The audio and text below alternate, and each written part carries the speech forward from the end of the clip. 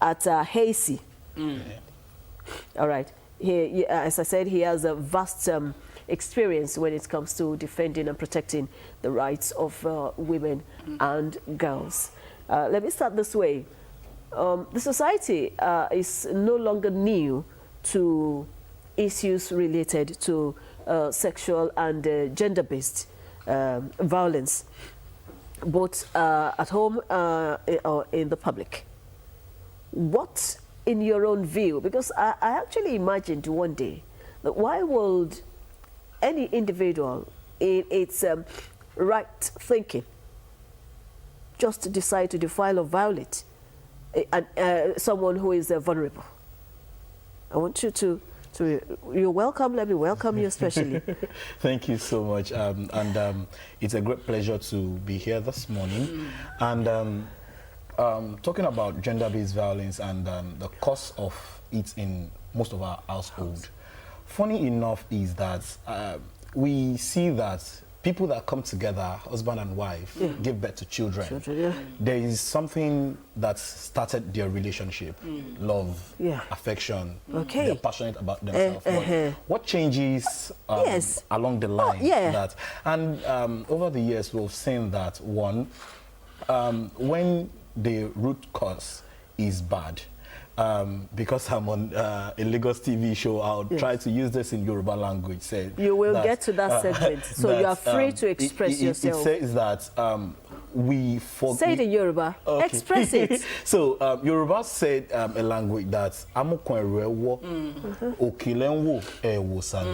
when two people do not come together with their own will to come together as husband and wife, because they are trying to satisfy the family, the community, because of marriage or having children. Most people, most young people are not even mentally ready for children. They are not even ready to go into marriage, but because of one thing or the other. And this now transcends into gender-based violence when the husband or the wife is not longer interested in the relationship. But another thing is the family said, no, you have gone to your husband's house. That is where you cannot come back to our house. You get? And then, because also our society are giving a large role to gender roles, there is the role of a man. A man must kill himself to make sure that he provides for the family. A man must go and die to make sure that he's providing, he's responsible. The woman does not need to do anything rather than sit down in the house. The woman must clean the kitchen. The woman must... You get all of these gender roles. And these are some of the things that... that transfer into gender-based violence. And the root cause, I said, that is when we fail to train our children from grassroots, from where they are even about their own gender, what are the gender roles in the community, what should be the responsibility of a girl, providing the same atmosphere for both the girl child and the boy child. So that is one role that we fail. And when it now transcends to that large, it's the remedial is not more there. It's not more there. The prevention is not even there. What we are just doing is management, which is now another discussion on itself. On its own. All right. When you started the explanation, you mentioned love, and we're looking at preventing sexual or gender-based violence. In order for the matter not to escalate, you come together as husband and wife. At the initial stage, love transcends everything. So what could have gone wrong? And how should the couples or we have two people now in this matter. How should matters of misunderstanding be properly addressed and managed in order for it not to get out of hand? So because we have to look at preventing it. We have different type of violence. We have the physical violence, we have the economic violence, we have the emotional violence, and then talking about physical, it has to have gotten bad for you to raise your hand on your child, on your wife, on your partner. Because let me shock you. Sometimes where we are today is not only the man that is even beating the woman again. We've seen we've seen women that are even beating their husbands. And how does that happen? One, when there is lack of communication in every family, you cannot communicate well to your wife. You cannot communicate well to your husband. They are interpreting something.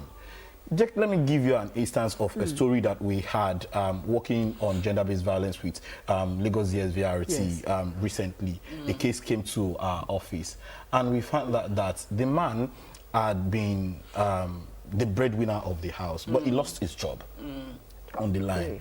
Someone that is sending the children to good school, they are having good family, but he lost his job. And this man did not tell the family that he doesn't have a job because of the roots of how they got married. He doesn't want the in-laws to see him as not a responsible man, that's a man that cannot take care of the family. So this man was depressed. He was trying to find a means. He was trying to, and then because the wife did not know what he is going through, the wife keep demanding, and this become threats to him, like, can't you see that I'm trying? What are you two bringing to the table? Now this become A, and now when the wife says A, the man says B, and this could have just been solved when you could have just called your wife. And one thing that we over the years understand about women is when you are open to a woman, when a woman understands this is the thing about this my relationship, either marriage or friendship or everything, a woman takes everything that she has to protect that thing. Yes. Yeah. And that is one of our own role at HACI, our organization, to ensure that we are creating that sustainable environment for every woman and girls in our community. Because when women have financial freedom, when they have good mental capacity, when they have quality education, women transfer all of these things into big resources in the community, ensuring that their family is well seen, their children can compete at the community level, they can also be presentable among themselves. But when men fail to communicate adequately to these women, it's because women will always demand. Yes, now. My father will say, when my father and my mother King be 2 million naira fún be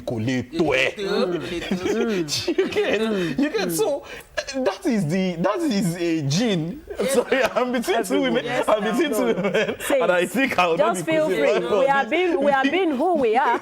Because even if you give a woman, you know that how much she will use to cook a pot of soup. A pot of soup is like, let's say, 15,000 naira. You give her 20,000, and she will still come back and say, I spent 25,000. Yes, she had gone to do trip. But she is the woman now. But then the same 15,000 naira will make a pot of soup, right? But you have communicated to her that, babe, today I was expecting this. I don't have. This is 5,000 naira. Yes. Trust me, you had the best meal. I tell you, that is a woman for you. And that is the power of communication to prevent gender-based violence in every household. First, one, communication. And communication, because communication does not complete when you have adequate feedback. Communication is not only to your partner, because it's even to the children. Yes. Yeah. Yes. Children are now so sensitive that they understand what is going on in the family. And when you can call them, guy, come. We used to go to outing every weekend. We used to. Now, mommy is in this situation.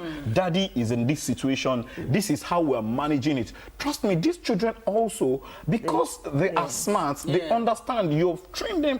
They will also fall in line. And when the demand is not being outrageous, the mental stability of the family will be good. Will be good. And everybody will be, because we can see what is going on within ourselves. When a man is not hiding, when a man is not being secretive, when a woman is not being secretive, that is the first attempt to every quality household.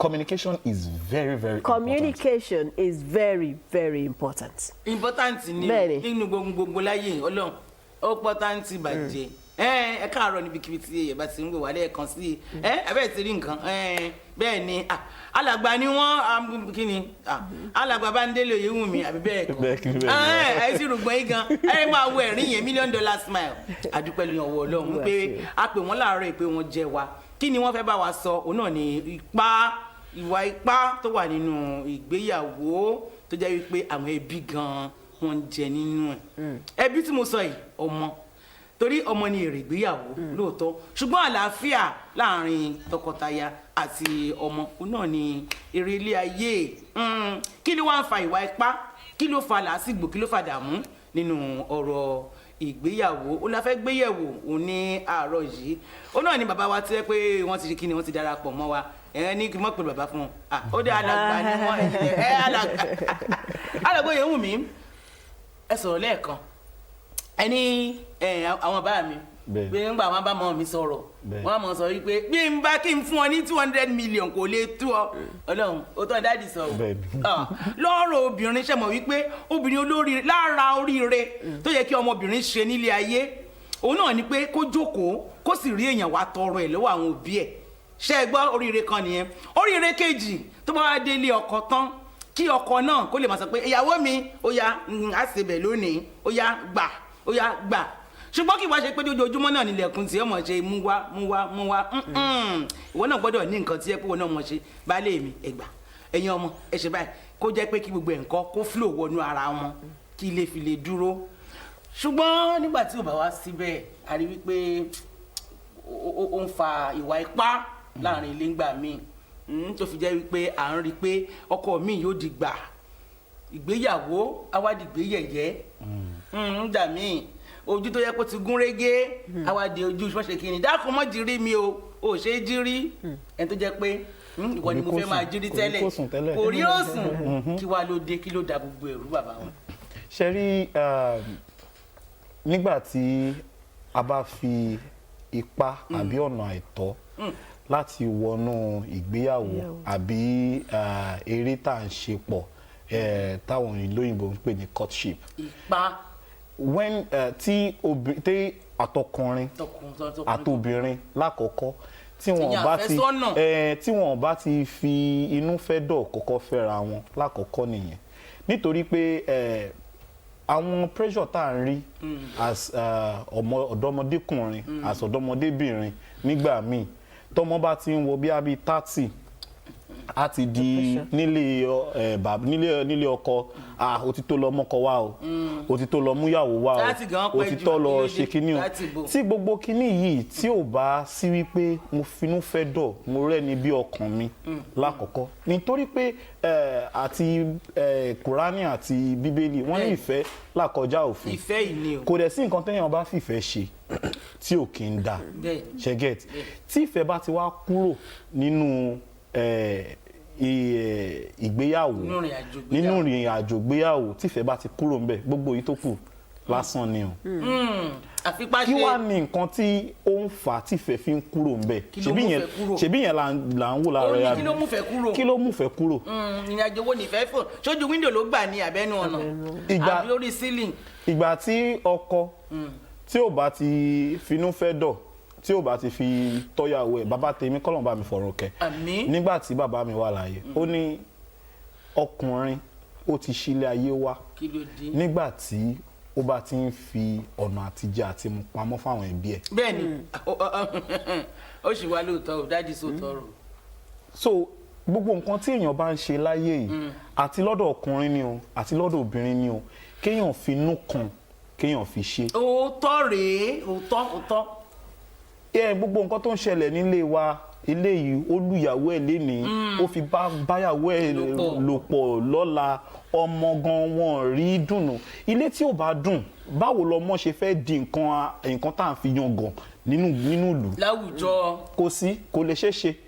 wọ́n ní bẹ́ẹ̀dì ò bá dùn bí ìgbẹ́ ní ìlú gan rí. bẹ́ẹ̀ ni so àwọn ọmọ because gbogbo nǹkan tá à ń ṣe nílé bọ́kọ àti ìyàwó bọ́ ṣe ń ṣe síra wọn àwọn ọmọ ń rí àwọn náà wá lọ fẹ́ máa practice ẹ̀ wọ́n á fẹ́ lọ máa ṣé bó ṣe rí rè tí n bá gbá ilé tí kò sí nǹkan tó máa ṣe tí n bá lù ẹ̀ kò sí nǹkan tó máa ṣe torí ó ti rí ìyẹ́ ó ti rí bàbá ẹ̀ bó ṣe ń lu ìyẹ́ tí ìyá náà ń sọ̀rọ̀ nítorí pé ìlú ti sọ nítorí pé obìnrin ìlú agbègbè wa ìlú wa ó ti sọ pé nǹkan báyìí lobìnrin gbọ́dọ̀ ṣe obìnrin gbọ́dọ̀ wà submissive obìnrin gbọ́dọ̀ tẹríba obìnrin gbọ́dọ̀ gbà lọ́wọ́ ọkùnrin bọ́ irọ́ obìnrin fún ara ẹ̀ nínú àwọn nǹkan ṣe bí bá a ṣe bẹ̀rù náà làbá a ṣe bọ́kùnrin náà lábẹ́ nínú kí ni tó dé tó fi jẹ́ pé obìnrin gan-an tí ò bẹ̀rẹ̀ wọ́n jẹ́ breadwinner kí ló ṣẹlẹ̀ sí torí ńgbà táwa kéré àwa mọ̀ wípé àwọn ìyá wa gangan fúnra wọn àmọ́ kan lówó ju bàbá lọ ṣẹ́ mọ̀ bẹ́ẹ̀. bẹ́ẹ̀ni.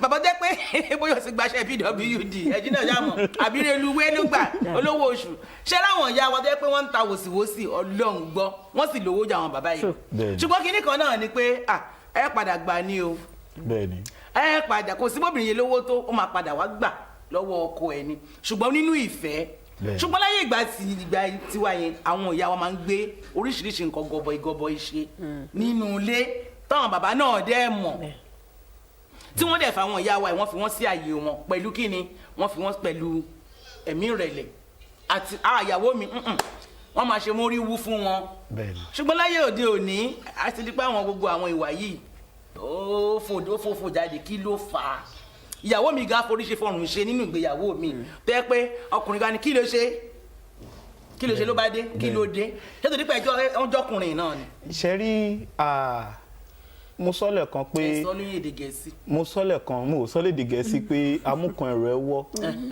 lẹ́ ń wò lẹ́ẹ̀ tí mo sàlẹ̀ òbí àtọmọkùnrin àtọmọbìnrin tó tọ́ ọmọkùnrin ẹ pé kò sí lákan ò ga jù kan lọ. kankan náà ni gbogbo yín. bọ́ọ̀ bí Kúdí ṣe lè wọnú kitchen tó lè lọ dáná tẹ́bí bá pa ẹ́ Razaki ìwọ náà bọ́ bẹ́ẹ̀ kó lọ sí i bẹ́lẹ̀ ṣe lè lọ gbálẹ̀ ìwọ náà gbálẹ̀ bá ṣe rán wọ́n lọ sílé ìwé wípé kó lọ máa ṣe dókítọ̀ obìnrin ìwọ náà lè ṣe ẹnjìníà. bẹ́ẹ̀ni ṣẹ́rí tí a bá ti fi gbogbo àwọn eléyìí tá a ti fi sí ọmọbìnrin fún ara ẹ̀ a ti rí wípé òun ò ṣẹrú òun náà ní kápá and bẹ́ẹ̀ ṣe sọ ẹ̀ parọ́ o one of our statistics is that tí ẹ bá fún ọkùnrin ní 10,000 tẹ́ fóbìnrin náà ní 10,000 10,000 obìnrin ní chances láti di 100,000 rather than kí ti 10,000 ọkùnrin kó di 20,000.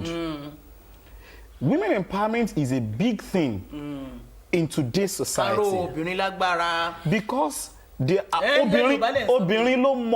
obìnrin ló mọ̀ pé nǹkan báyìí ló kọ́kọ́ ṣe kókó nǹkan báyìí ló kọ́kọ́ ṣe pàtàkì ìdí nìyí tí ẹ máa fún obìnrin ní 20,000 pé kó lọ fi ṣebẹ̀ a ò pé wọ́n á kó gbogbo 20,000 yìí wọ́n á lọ fi ṣebẹ̀ nígbà tí mo mọ̀ pé tó bá dọ̀la o lè sọ pé 10,000 ló wà ńlẹ̀ o lè àwa mú a kọ́kọ́ yọ 5,000 kúrò ní a lọ fi dájọ́ àjọ tó lọ fi dá ìyẹn obìnrin rẹ̀ o àjọ tó lọ fi dá náà kó ṣe pé ìtorí tílẹ̀ bá gbogbo àwọn kinní yìí ni ló ti jẹ́ kí a kọ́ àwọn ọmọ wa láti ilẹ̀ ìtorí ọmọ tá a bá kọ́ tó bá dàgbà wọ́n ní kékeré la ti ń pẹ̀ka àrókò bẹ́ẹ̀ni tó bá dàgbà agbòdìndì ẹ̀bọ lọ́wọ́ èèyàn ni ṣẹ́gẹ̀t so tá a bá ti ń kọ́ àwọn ọmọ wa láti ilẹ̀ pé ọmọkùnrin o àtobìnrin o ò gbọ́dọ̀ gbọ́wọ́ sókè ná obìnrin o ò gbọ́dọ̀ sọ̀rọ̀ tí ò dáa láti fi ṣe kínní tá a bá dẹ̀ ń rírú ẹ̀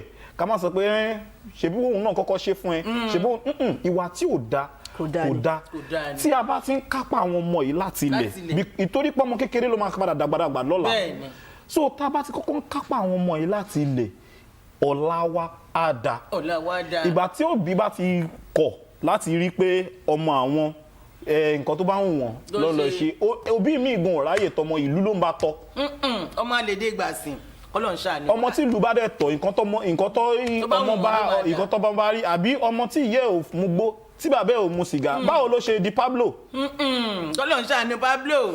àbí àwọn nǹkan tá à ń rí nínú ìlú wa ni tá a ti rí pé ọmọ àwọn ẹgbẹ́ wo ló ń bá rìn skul ibo tó bá kúrò ní school báwo ló ṣe kúrò ní school tó fi délé tóbi bá ti kọ̀ tí ò rí gbogbo yẹn á wá di ṣe bí wọ́n ló ń tọ́ ẹ̀yin dẹ̀rẹ̀ sọ pé ọmọ tó da tí tí ò da tí ìyá ni ìyá kò jẹ́ kó rí bẹ́ẹ̀ o bàbá ló ní gbogbo ọmọ àjọtọ́ bẹ́ẹ̀ ni bàbá ló ní gbogbo ọmọ bẹ́ẹ̀ ni. so tá a bá ti fi ìkànlẹ̀ pé ìyàwó mi ìwọ òbí mi a ṣe ní Abẹ́òkúta ní ọ̀sẹ̀ tó kọjá a ṣe needs assessment àìwádìí pé báwo ni immunization tó ṣe ń rí ní àwùjọ abẹ́rẹ́ àjẹsára báwo la ṣe lè ìwúrí ló jẹ́ fún wa nígbà tí a rí ọkùnrin méjì tó jẹ́ pé àwọn lọ gbé ọmọ wọn wá láti wá gba abẹ́ àjẹsára. ó wú ni lórí lóòótọ́.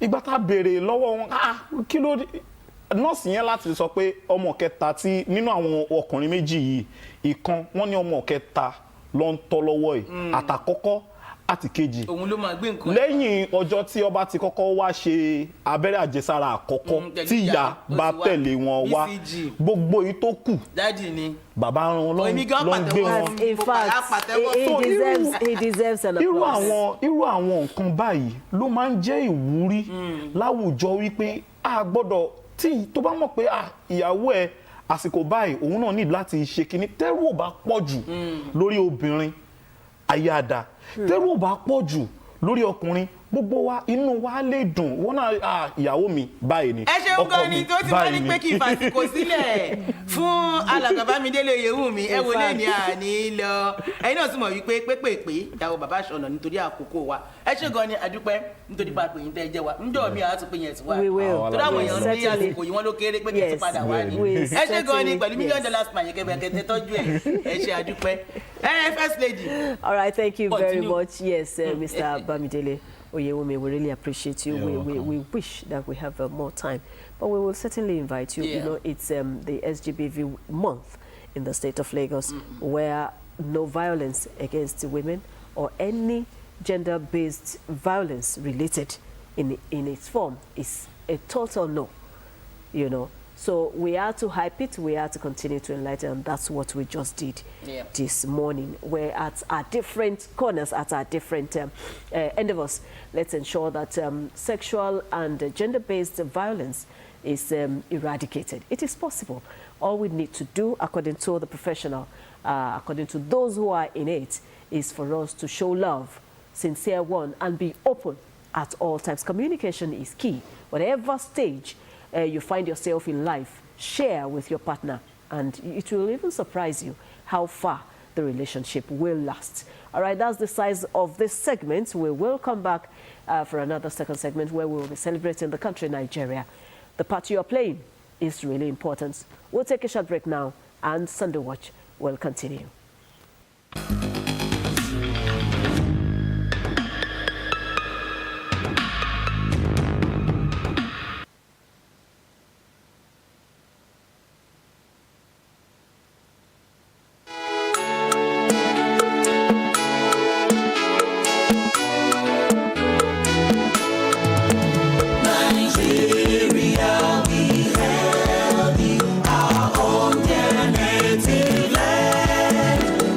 Try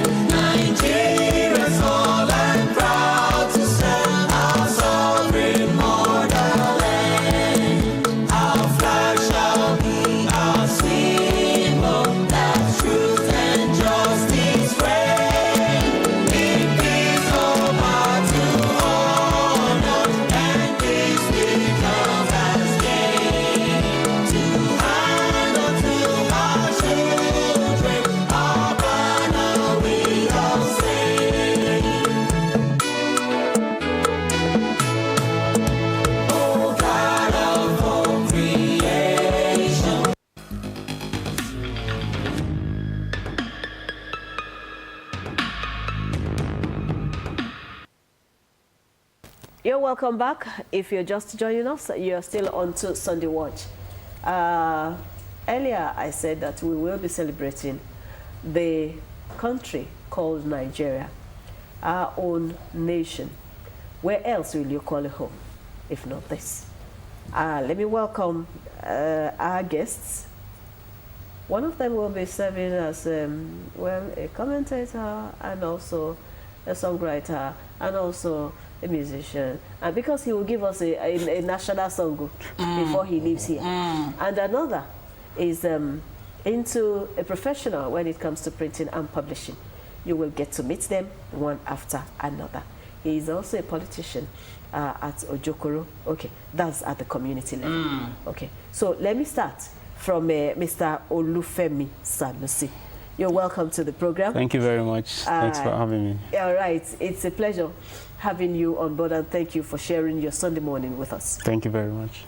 Okay, Mr. Adeboale Ola. Yeah. Thank you very much for coming on the program. Nice meeting you. Yes, he is, as I said earlier, into publication and printing generally. He is an APC member, precisely as Ojokoro. He is one who has traversed when it comes to politics, and he has contributed also immensely to the growth of his community. You're welcome once again to the program, sir. Thanks for having me. Okay, happy Sunday to you, sirs. It's an all-men affair this Sunday morning. But then, the two presenters, though we are presenters, we have nothing to really say than to ask questions. Yeah. But then, we've given a blend to the arrangements. Okay, so let me start the ball running from Mr. Sanusi. The country Nigeria is an entity that either we like it or not, nature has made us buy into it. But 64 years down the line, by Tuesday, Nigeria will be 64. How will you say we have fared as a nation? Thank you very much. When it comes to Independence Day, one of the ways I like to view it at every Independence Day is I try to go back to the first Independence Day. So 1960. Exactly. At that time when we got independence, there were some things, that was when the vision was casted, right? The vision Nigeria. What were the things? What did our leaders then, what did they see? Okay. What sort of nation did they want to have? What sort of people did they want to have? Okay. So for every independence, subsequent Independence Day, we can then begin to, from that view, all right, and begin to say, okay, so where are we based on what our fathers saw? Because I know that our heroes past, they had a vision for this nation and they passed on that vision. So at every Independence Day, we need to, as a people, okay, not just the government, as a people, the vision that was given to us, where are we? So with that, we can begin to have a very good and objective view of where we are and where we are going to. The vision that was given to us, we need to review it, right? Exactly. Where are we? Exactly. Where were we coming from? Exactly. Okay, I pass the baton now to Mr. Adeboale Ola. He started a narrative. Where are we now as our people? To him, we should not see maybe some people, some group are in government, but who are we as a people? From your own perspective, how will you say the country has done so far? Thank you for having me once again. All right, Good morning, with viewers too. Actually, what my brother just said now, there is a lot of points to talk about. Really, where are we? It's a very good question. Nigeria is a place where we believe it's our own. Depend on our mindset. Depend on our mindset individually. Like you said, the leaders that saw it, that saw what is ahead at that time. Yeah, they are still, most of them are still, they're still around, and they see what vision they have for this country. But having said that, it depends on each and every one of us. How do we see Nigeria? What can we do to make Nigeria a better place? You understand?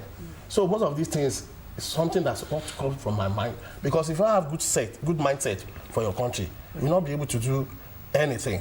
All you need to just sit down and look and see wherever they go, you follow them. You don't need to do follow.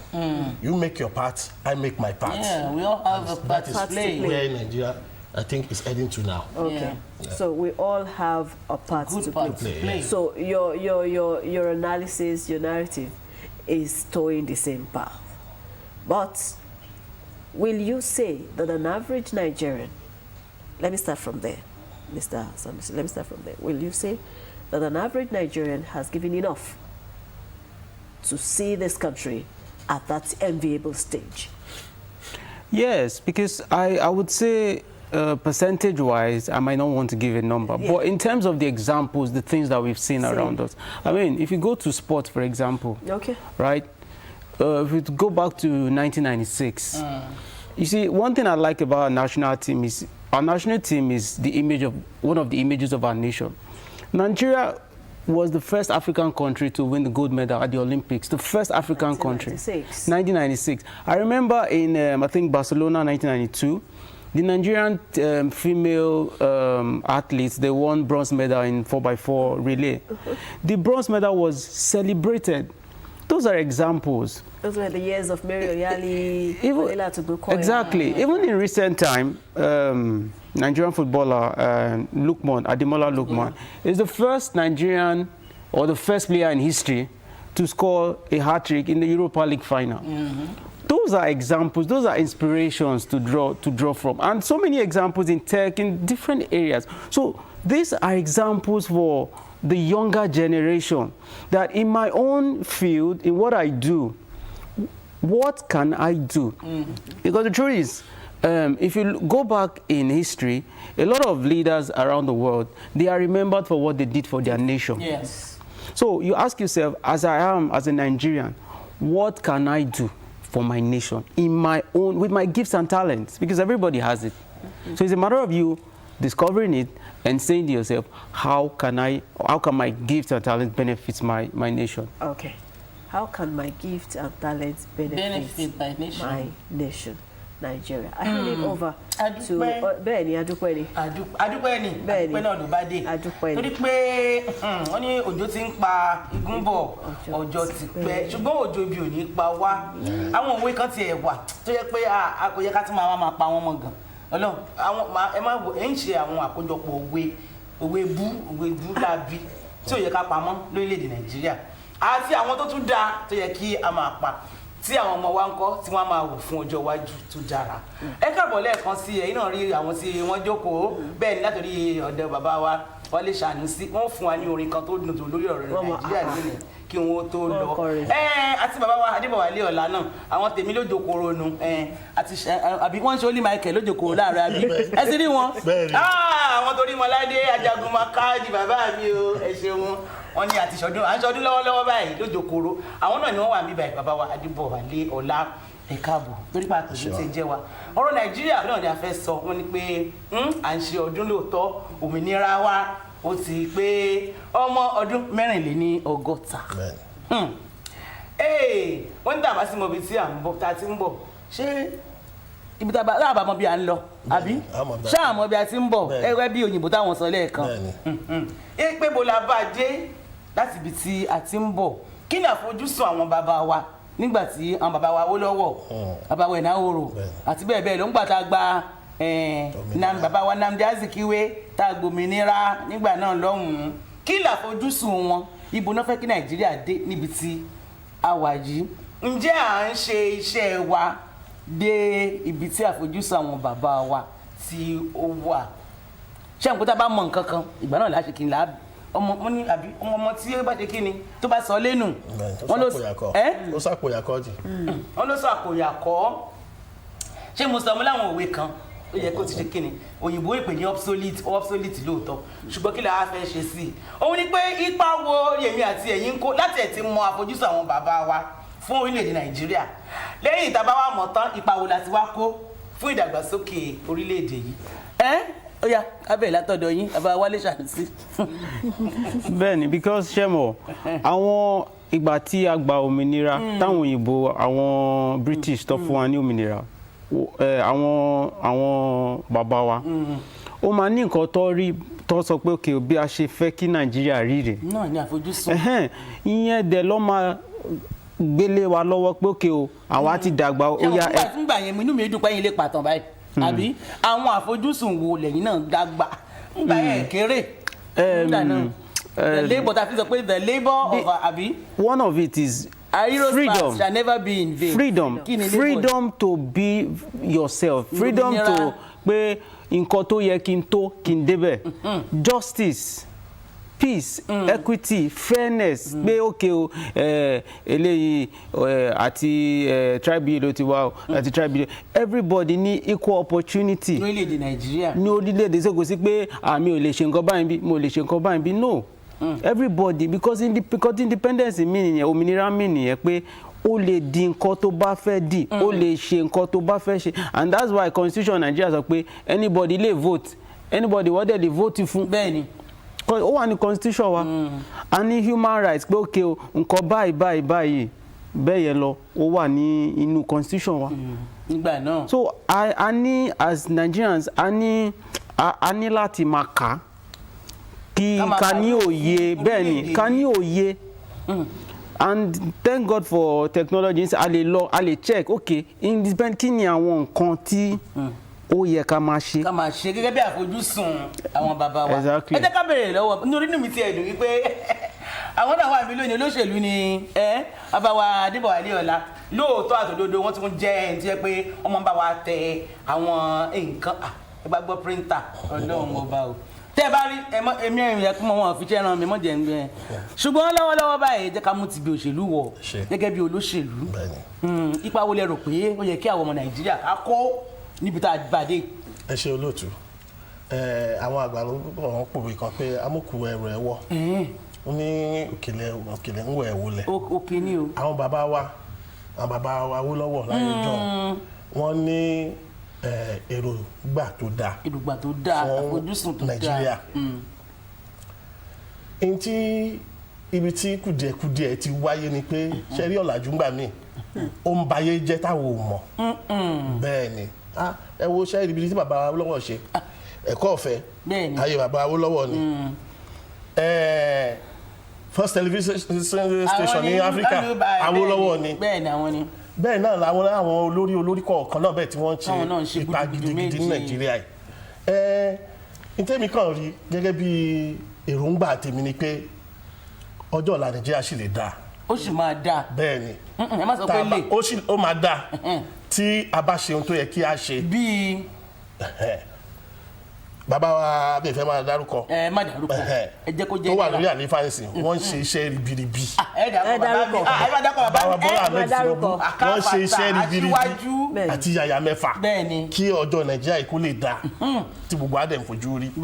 ló wà mọ̀ pé kùdìẹ̀kùdìẹ̀ kan máa wà torí ní tó ti bàjẹ́ látọjọ́ tó ti pẹ́ àti túnṣe ó máa nira díẹ̀. àti pé títa yìí rogan là á kọ́la. so àwọn ọmọ Nàìjíríà á láti ṣe sùúrù tó pọ̀ ṣe rí ìgbéga Nàìjíríà ọwọ́ àwọn olórí ló wà bẹ́ẹ̀ ni a dẹ̀ dúpẹ́ pé aláwọn olórí ní sí tí wọ́n ṣe takuntakun tó dẹ̀ ṣe dáadáa ní àpẹẹrẹ ọ̀dọ̀ tèmi ń sìn ní local government tí mo ti wá lójòkòrò ẹ jẹ́ ká gbé fún HID ó gbìyànjú ṣé ọ̀nà ṣíṣe lẹ́fẹ́ sọ ní gbogbo èmi àwọn ẹ̀kọ́ ilé ẹ̀kọ́ tuntun ṣe táwọn afojúdí kékeré wọn náà fi ti lọ bẹ́ẹ̀ ni bẹ́ẹ̀ lọ GC ọ̀fẹ́ bẹ́ẹ̀ ni wọ́n ṣe pé káàkiri so irú àwọn èèyàn bẹ́ẹ̀ làwọn ń fẹ́ ṣé tí nǹkan bẹ́ẹ̀ bá ń wáyé ìgbéga máa wá sí inú ìlú a ní bàbá wa kan Ọlábíńjọ náà òun náà pitú méjì ẹ̀yà mẹ́fà. ànídàkọ̀ mọ́. àwọn náà gbìyànjú wọ́n ṣe bẹ́ẹ̀ wọ́n ṣe kísà ní ìtàn àwọn ilé House of Reps àti mọ tí wọ́n ti gbé ṣe. ẹ̀yin náà ń kọ́ torí gẹ́gẹ́ bí olóṣèlú dásílẹ̀ lójú òkúrò. àwa ṣe mẹ́yẹ bọ̀ lápò ní ọlọ́run ajẹ́ káwa náà dúpẹ́. àmì Ọlọ́run ṣùgbọ́n nípa ìwà wa ń kọ́.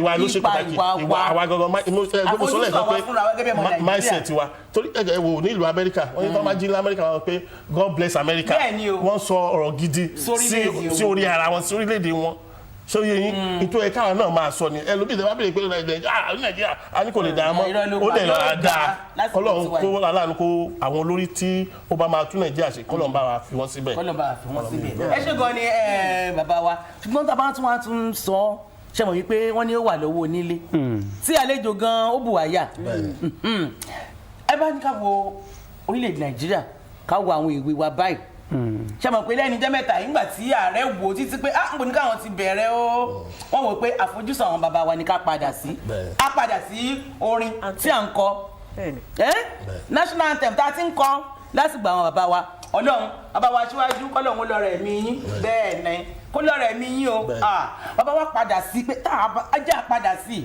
tá a bá wa padà síbẹ̀ lámọ̀ yìí pé wọ́n ní gbogbo àwọn nǹkan táwọn bàbá wa ti ṣe sẹ́yìn pé kò ní bọ́ sí làálàá wọn ní kò ní jóná lára làálàá wọn òun náà níṣẹ́ àgbẹ̀ níṣẹ́ ilẹ̀ wa tí wọ́n fi kọ́ cocoa house tí wọ́n fi kọ́ tẹlifíṣàn tẹ dárúkọ tí wọ́n fi kọ́ àwọn fásitì ńláńlá ṣé mọ̀ pé iṣẹ́ àgbẹ̀ ni àìrèpo ṣùgbọ́n nígbà tí epo ti wá fẹjú báyìí ní ìsìnfẹjú mọ́ wa ṣẹ́rí bí abáde bàbá wa wò pé báwa bá padà náà ní ẹsẹ̀ àárọ̀ nítorí tí mú wa padà sí national anthem tàtijọ́ a ti ń padà sóko rẹ̀ ń gbọ́n o àbí torí pé tá a bá padà sóko nǹkan lè ṣe kí ni kọ́mọ́ bá yíwọ́ ẹ bá ń bá àwọn èwe òní sọ̀rọ̀ ìpè kí ni àwọn gangan kí náà fẹ́ ṣe fún orílẹ̀-èdè nàìjíríà fún ìlọsíwájú ẹ̀ àwọn èwe wa lọ́wọ́ tá a wà. Number one. tó dà ń pariwo àwọn àgbà ẹ̀yin èwe gan kọ́ tó ti dọ́wọ́ yín báyìí. Number one, ìwé ṣe pàtàkì. Ìwé kíkà. Ìwé ṣe pàtàkì. Àwọn èèyàn máa ń sọ pé mo máa ń gbọ́ máa ní school is a scam. Rárá mọ́tò tí ó ń gbé ẹ kiri tẹ́ni ẹ ò bá kàwé báwo ló ṣe fẹ́ rí mọ́tò wọ̀. Ìwé ṣe pàtàkì. Ìwé ṣe kókó. ẹ̀kọ́ lẹ́ẹ̀ ló ṣe pàtàkì. Àwọn oníṣẹ́ ọwọ́ wa iṣẹ́ tó ń kọ́ wọ́n gbọ́dọ̀ mọ̀ dáadáa and at least I'm thankful for the Lagos State government nǹkan tó ń ṣe tẹ́pẹ́ wọ́n ní vocational training center ẹ gbọ́dọ̀ ẹ lè ní kí kápẹ́ńtà wa bá yín ṣe tébù ókè ó ṣe lé nìtọ́ ó dọ̀là ó bàjẹ́ that means pé kò kọ́ iṣẹ́ yẹn dáadáa nìyẹn kò jìnnà kò fojú sí ṣóyè yín and thank God pé ń sìn yín àti máa lẹ́nu àwọn ọmọ bó ṣe ń ṣe àwọn kìíní yẹn sìn ó ti kọjá bó ṣe ń ṣe tẹ́lẹ̀ ó ti wà more advance. ọmọ ti yàtọ̀. èèyàn kan sọ story kan fún mi nígbà kan tí àwọn company kan wọ́n wá wẹ́dà tó ti yé yín wọ́n wá engage àwọn a lot of through the government Lagos State government wọ́n engage àwọn wẹ́dà kọ́ wá ṣe kìíní yẹn Lagos State government láti insist pé àwọn tó wá láti Èkó lọ gbọ́dọ̀ ṣe wọ́n dẹ̀ train wọn wọ́n dẹ̀ ṣe iṣẹ́ yẹn dáadáa lẹ́yìn ìgbà tó parí iṣẹ́ yẹn another oil company ó employ wọn wọ́n dẹ̀ fún wọn ní mo ní fẹ́ mention owó yẹn owó tẹ́ pé àwọn èèyàn tó ń ṣiṣẹ́ ọ́fíìsì gan gbà. ṣé ẹ ti rí bẹ́ẹ̀ yẹn nítorí wípé wọ́n ṣe eré. Exactly so then number two wọ́n gbọ́dọ̀ nígbàgbọ́ nínú ara wọn wọ́n dẹ̀ gbọ́dọ̀ nígbàgbọ́ nínú ìlú yìí. àtàwa fúnra wa gan lórílẹ̀‐èdè nàìjíríà ǹjẹ́ a nígbàgbọ́ nínú ara wa torí pé tí n bá wòyìn látòkè dé sàlẹ̀ báyìí mo kọ́kọ́ rí pé ẹ̀kọ́ fífi là sí ìgbà yẹn báyìí ní sọ ká mo lọ sẹ́dẹ̀ ká mo fìlà lọ sẹ́dẹ̀ pé wọ́n ṣe látẹ̀dẹ̀ aṣọ eléyìí ń bá wò báyìí ní ìsìn jẹ́jẹ́ mú kúrò lẹ́nu pátá bọ̀tà yín náà wá tún wò àbí dáàdi wa náà a rí pé àwọn náà ń kọ́ àwọn náà lọ sẹ́ẹ̀dẹ̀ àbójè ń bàdàn àbí wọ́n lọ bẹ́ẹ̀ aṣọ tọrùn wọn èmi tiẹ̀ mú mu dáadáa jẹ́ adúpẹ́ pé nàìjíríà ẹlòmíì látòkè dé sàlẹ̀ kò sí méjì nàìjíríà kankan lára ẹ̀ kí ló dé kí ló ṣẹlẹ̀ ṣé àṣì nǹkan ò dáa jáwá gan ò dáa ni kí ló fà á ẹ bá ń bá àwọn èèyàn sọ lójú wọn. gẹ́gẹ́ bí mo ṣe sọ àìmá ní confidence pé ok kíní yìí mo lè ṣe tẹ́ pé mo lè ṣe dájúdájú torí àwọn nǹkan tá à ń lò ṣe báwọn náà ṣe fúnlù wọn ó dá wọn lójú òun náà la fi ń lò wọ́n ṣe ń kó wá bí. tó nǹkan tó bá ń ṣe ó gbọ́dọ̀ dá ẹ lójú yẹn tí nǹkan tí ìmọ̀ fi wà tó fi ṣe pàtàkì nìyẹn ìmọ̀. ẹ gbọ́ bàbá wa ẹ bá wa sọ̀rọ̀ lórí wípé nǹkan tiwa ká jẹ́ kó máa jọ wá lójú ṣé láwọn tó ń kọ́ wa látọ̀ ọ̀hún yẹn gan jẹ́jẹ́ mọ̀ wípé ṣàgbẹ̀lódì òyò gan nìmí tí ò dáa tó ń táwọn ọmọ wa lè ṣe ń bí kí wàá lóde tó fi jẹ́ pé tọ̀hún ló fẹjú mọ́ wa ẹ jẹ́ àgbẹ̀ tiwa lárugẹ. ẹ ṣe olóòtú ọ̀rọ̀ tẹ́ ń sọ nípa tiwantiwa. tiwantiwa yìí náà ni. ó dà pé ìjọba kan wá nígbà kan tán ní gbogbo tá a bá wa ṣe tá a bá máa rà ó gbọ́dọ̀ jẹ́ tiwantiwa. bẹ́ẹ̀ni. ṣe rí kinní yẹn nǹkan tó dáa ni because nígbà tá à ń kówó lé tá à ń kó lọ ta ni owó inú bẹ́ẹ̀ ni lórí ọ̀rọ̀ àgbẹ̀ ṣe rí ọ̀làjú náà ni a tún sọ pé tó dé ló bayé jẹ́ nígbà kan rọ́bà kòkó ata iṣu gbogbo àwọn olùkọ̀ọ̀kan ló ní tí wọ́n ṣe ń gbà yẹn tá a fi ń ṣe ọrọ̀ ajé bọ́ ń sìn báyìí ń sìn àì epo ni tàgbọ́kànlé tí ò dẹ̀ yẹ kó rí bẹ́ẹ̀ bẹ́ẹ̀ bá ń travel ẹ̀ rí i pé ẹ̀ ra àwọn oko kan ṣàlàlù tó pọ̀ tí ò sẹ́ tó ń lò rárá bí ìjọba bá débẹ̀ tó bá fi takatakata síbẹ̀ tó bá bẹ̀rẹ̀ sí ní ṣe àjẹun kan wọ́n bá àtọ̀ export orúkọ báyìí ló ṣe pàtàkì fún wa láti máa ṣe fún àwọn ọ̀dọ́ náà àwọn ọ̀dọ́ mi wọ́n á jáde university wọ́n máa wò pé white collar job làwọn wá of which ó yẹ kí wọ́n fi wọ́n sínú nǹkan bí àgbẹ̀ ṣé irú nǹkan bẹ́ẹ̀ fún gbogbo táwọn yìí ó ń mówó wọlé níbo ju ọ̀rọ̀ epo lọ nígbà míì táyà tá a bá ṣe bó ṣe ká ṣe so ọlọ́run aláàánú á ràn wá lọ́wọ́. ẹ jẹun gan ni ọ̀rọ̀ ẹni wà wálé abẹ́rẹ́ ni wọ́n parí ẹ̀ sórí ọlọ́run gan ni kó ràn wá lọ́wọ́ ẹ̀yin ìjọba wa ẹ ṣeun gan ni èmi rí i pé nípínlẹ̀ Èkó tẹ́mi ó dé mi lójú à ń ṣe gudugudu méje àti ẹ̀yà tó plenty bẹ́ẹ̀ ni bàbá wa bàbá Jídé Sanwó-Olú ẹ̀yin náà sì mọ̀ pé bá Jídé ni wọ́n àgbàlagbà ní bàbá o ọlọ́run ó ti mọ̀ fún yín ṣe ààrẹ wa Aṣíwájú Bọ́lá Ahmed Tinubu mo ní ọlọ́run wa ṣe kí ni yóò tún mọ̀ fún yín ṣe orílẹ̀-èdè Nàìjíríà yìí ó máa dùn ọlọ́run gbogbo máa kàn sí ẹ̀yẹ jáde kí ni ẹ lọ fọkàn balẹ̀. Bẹ́ẹ̀ni. Thank you very much. Thank you to our guests for making it a day with us on the show. Sincerely, there is really no time. You could not, sing for us. We have to go because of our time. But you can still go. Maybe we'll fade out on you. Okay, so I'll just sing the simple song. Says, we are unstoppable. Oh. We are unbeatable. Wow. Never giving up at all. That's the Ninja spirit. Oh. We are conquerors, always victorious, never giving up at all. That's the Ninja spirit. Thank you. It's the Ninja spirit. All right, bye.